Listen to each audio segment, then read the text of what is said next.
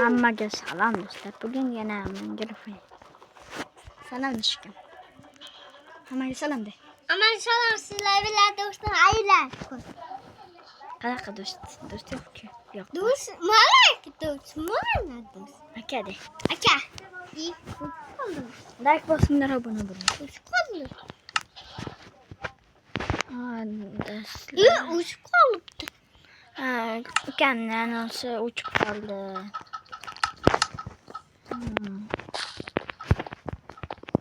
Qoldi ukamniki. Bu videoning ikkinchi qismi. Ukam qachon bo'ladi kutib turamiz. Bo'lishini kutamiz. Ha? Uzun kelyapti, juda sovuq. Bo'lolmadi-da ukam.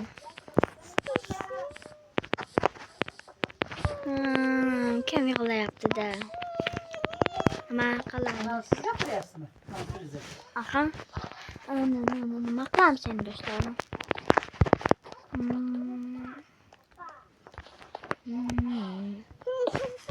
Ovqat yeb olay. Mana boshqa xafa bo'lib qolmaymi? Televizordagilar. Xafa bo'ladi ya. Xafa bo'lmaydi.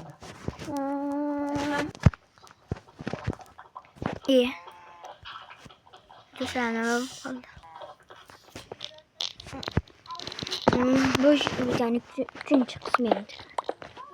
Shaxta. Aka bitti, uch Shaxta qoldi. qilish kerak. Shaxta qilish kerak. Kim bor? Sen.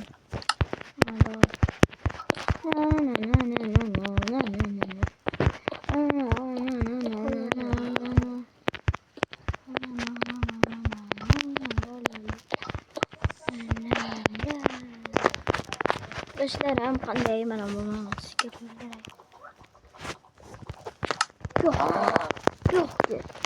Yo'q, o'ldiryapman.